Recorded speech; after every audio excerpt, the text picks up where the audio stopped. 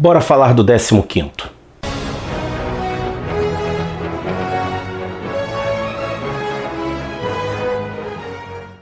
Olá, bem-vindo ao Fantasma Brasil. Segundo Tim Fantômen, o 15º fantasma nasceu no ano de 1811 e fez o juramento da caveira aos 19 anos de idade. A gente tem muito mais material sobre o 15º fantasma produzido pelo Tim Fantômen. Tem pouca coisa escrita pelo Lee Falk a respeito dele. E inclusive a gente tem uns probleminhas na cronologia estabelecida pelo Lee Falk. Porque o Falk vai dizer em algumas histórias que ele se casou com uma cantora de ópera órfã.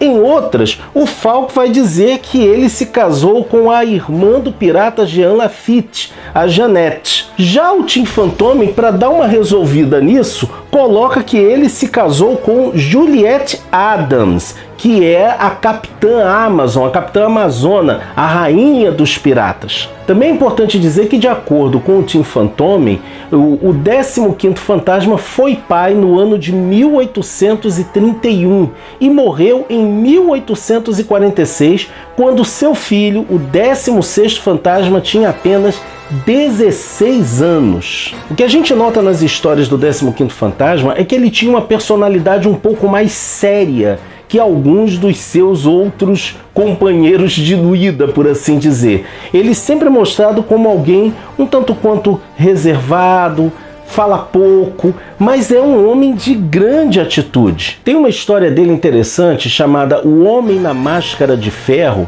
em que ele está indo para atender a um convite que foi feito ao fantasma. Ele está indo exatamente na cidade onde o pai dele havia estado e que lidou com o mestre das marionetes, que a gente comentou essa história lá no vídeo sobre o 14º fantasma. As pessoas o convidam, ele vai, sendo que ele nunca tinha estado naquela cidade, ele vai como sendo o fantasma. Nesse caminho, ele acaba indo parar num castelo que ficava numa ilhota, onde ele encontra um homem aprisionado com uma máscara de ferro e ele decide ajudá-lo. Só que esse homem foge antes que ele pudesse retirar a máscara. Os caminhos do 15º e do Homem da Máscara de Ferro começam a se cruzar porque esse sujeito com a máscara de ferro começa a atacar pessoas, a matar pessoas. E no final das contas, o que é revelado? É revelado que aquele sujeito estava preso há 30 anos com aquela máscara porque ele era o legítimo governante daquela região, mas ele foi aprisionado pelo seu irmão gêmeo. E é uma história, assim, muito interessante, que a gente já teve, inclusive, outras histórias envolvendo homens em máscaras de ferro contadas pelos fantasmas. E essa também é muito interessante porque, no final das contas, o sujeito que está sendo o vilão da história se revela a grande vítima e aqueles amigos, aquelas pessoas que prezavam o fantasma, acabam se revelando pessoas de índole duvidosa. E aí é muito interessante essa história porque tem esse lance de que ninguém é preto no branco, ninguém é totalmente bom nem totalmente mal. É uma história realmente muito bacana, essa do Homem na Máscara de Ferro. Uma outra história também muito interessante do 15º fantasma é quando ele vai visitar o reformado Sargento Taga, que havia servido na Patrulha da Selva sob as ordens de seu pai e que agora estava aposentado. O Sargento Taga voltou para a Escócia e o 15º ficou sabendo que ele havia contraído uma febre durante o seu período na selva e ele resolve ir visitar o antigo amigo. Quando ele chega lá, ele tem a notícia triste de que o Sargento Taga havia falecido. Ele conversa com Emily Taga, a filha do falecido sargento, que está inconsolável, quando chega na casa a visita do Dr. Lind, que atendeu Taga nos seus últimos momentos. O 15º então diz que gostaria de visitar a sepultura de Taga para prestar os seus respeitos,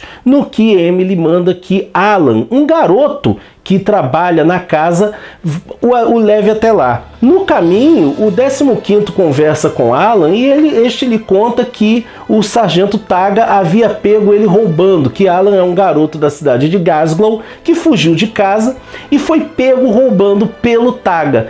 Taga, ao invés de entregá-lo às autoridades, resolveu dar-lhe uma segunda chance. Olha só como é que é a questão do legado da Patrulha da Selva funcionando inclusive para outros personagens. Ao chegar ao cemitério, o 15º fantasma e Alan descobrem que a sepultura de Taga fora violada e o 15º é informado que isto é um problema que está ocorrendo ali na região de violadores de sepulturas que provavelmente vendem os corpos para institutos médicos, para pesquisas, porque na época não havia nenhuma legislação a respeito disso. O 15º vai até a faculdade de medicina, onde ele conversa com o professor Monroe, que aliás deixa ele um tanto quanto desconfiado de que poderia estar envolvido com aqueles roubos. Então o 15º resolve que vai agir para levar à justiça esses profanadores de túmulos. O fantasma passa a noite no cemitério vigiando uma sepultura recente, quando aparecem os profanadores de túmulo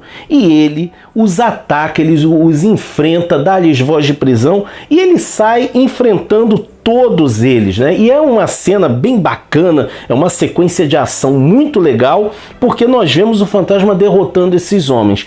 É quando chega o coveiro, com o qual o fantasma havia inclusive já conversado. O fantasma diz para o coveiro ir buscar as autoridades enquanto ele vigia aqueles homens, e quando ele vira as costas, é golpeado por trás pelo coveiro, que era o verdadeiro líder dos assaltantes, dos saqueadores de túmulo. Tonto pela pancada, ele consegue seguir os homens até a escola de medicina. E lá ele entra para enfrentar os ladrões quando é atacado novamente por trás, porque ele ainda não estava 100%, ele estava ainda fraco. Os bandidos resolvem então sepultá-lo vivo. O 15º fantasma acorda dentro de um caixão e passa boa parte do tempo tentando chamar a atenção de qualquer pessoa que pudesse estar passando ali. O jovem Alan havia ido procurar pelo Sr. Walker e ele conversa lá com o coveiro diz que não viu nada, só que Alan fica desconfiado e volta para o cemitério depois. É quando ele vê uma mão saindo de dentro de uma sepultura, porque o fantasma havia conseguido romper uma das tábuas que o segurava ali.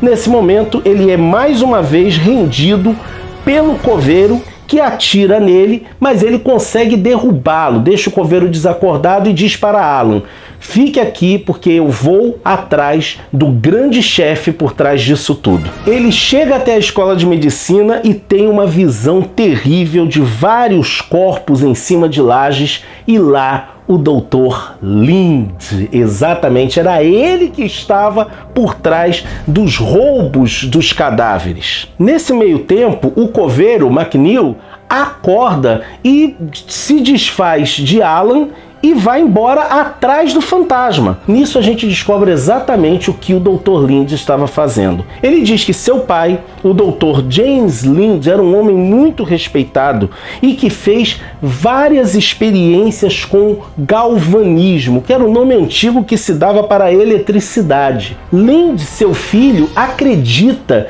que conseguirá reviver corpos mortos utilizando a eletricidade, utilizando o galvanismo. Se você está achando isso familiar, é assim. Eu já vou explicar por quê. Nesse momento, McNeil chega e mais uma vez ataca o fantasma por trás. E definitivamente o 15º precisa aprender a olhar para trás. Ele derruba o fantasma e dá um tiro no Dr. Lind. E ele resolve tentar dar cabo do fantasma. Nisso o jovem Alan chega e o distrai. O fantasma se levanta e os dois finalmente se enfrentam. O fim de McNeil é terrível, porque durante a luta o fantasma se esquiva e McNeil acaba se chocando contra os aparelhos de galvanismo do Dr. Lind. Ele assim morre eletrocutado. No final da história, o fantasma se despede da senhorita Taga e Alan resolve que vai voltar para sua casa em Glasgow. É quando o fantasma se oferece para acompanhá-lo até lá e ele finalmente diz o seu sobrenome, né? Meu nome é Alan Pinkerton. O fantasma dá a Alan Pinkerton a marca da proteção, porque afinal de contas ele salvou sua vida. Mas o grande barato dessa história são as duas grandes referências históricas. Se você reconheceu o nome Pinkerton, é porque de fato Alan Pinkerton é o fundador da agência Pinkerton, que mais tarde seria uma das principais agências de investigadores dos Estados Unidos. Mas o barato disso é a figura de James Lind. Caso você não saiba, o Dr. James Lind realmente existiu e ele fazia realmente experiências com o galvanismo. Nas suas experiências, ele eletrocutava sapos mortos para ver como eles se movimentavam sob efeito da eletricidade. Um dos alunos de James Lind foi ninguém mais, ninguém menos que o poeta Percy Shelley, esposo de Mary Shelley, a autora de Frankenstein. É uma aventura muito legal essa, na qual o 15º esteve envolvido, principalmente pelas figuras históricas que estavam lá. Mas eu acho que a principal história envolvendo o 15º fantasma tem justamente a ver com a sua primeira aventura. Se você viu o nosso vídeo sobre o 14º fantasma, vai lembrar que ele morre depois de ser atacado por alguém que se infiltrou na Patrulha da Selva. O 14º fantasma era conhecido como o comandante da Patrulha da Selva, como todos os fantasmas anteriores. O fato de que os Sing conseguiram infiltrar alguém na Patrulha da Selva no momento em que eles sabiam que o fantasma estava fora, revelou-se um ponto fraco dentro da estrutura de comando da Patrulha da Selva. E o 15º percebeu isso. Então, ele empreende um plano para reformular completamente a patrulha. Primeiro, o quartel da patrulha havia sido destruído na história anterior. Ele manda que os remanescentes da patrulha se dirijam para a costa, onde havia um grupo esperando por eles, com novos uniformes, novos equipamentos. E enquanto eles estão lá, ele captura, junto com guerreiros, ele captura os remanescentes, soldados remanescentes que eram fiéis ao Chandra, que matou o seu pai, e os coloca para reconstruir o quartel da Patrulha da Selva. E é aí que ele começa a implementar a ideia de que o comandante não seria mais visto. É aí que ele começa todo esse trabalho, toda essa trajetória de um comandante que nunca é visto pelos patrulheiros. O último homem a ter conhecido o seu comandante foi o coronel Douglas Will. Ele ainda lembrava quem era o seu comandante. E aí é até interessante que eles mostram que nos primeiros tempos os patrulheiros viam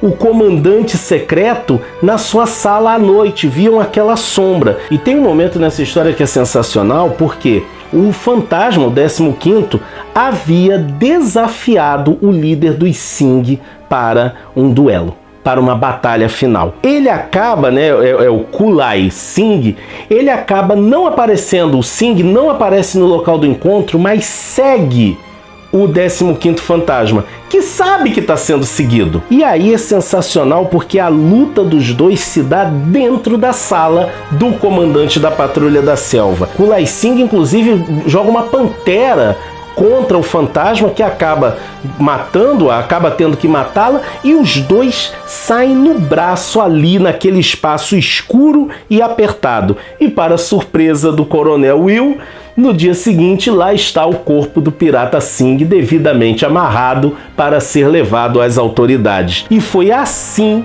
que começou a trajetória do comandante secreto da Patrulha da Selva. Se você gostou do nosso vídeo, não deixe de curti-lo e compartilhá-lo nas suas redes sociais. Não deixe também de continuar apoiando o nosso canalzinho, fazendo suas compras na Amazon pelo link do Fantasma Brasil, que fica na descrição do vídeo. Você vai ter meu muito obrigado. Não deixe também de se inscrever no nosso canal e de nos acompanhar nas nossas diversas redes sociais. Assim, você fica por dentro de tudo o que acontece no fascinante universo do espírito que anda, ok?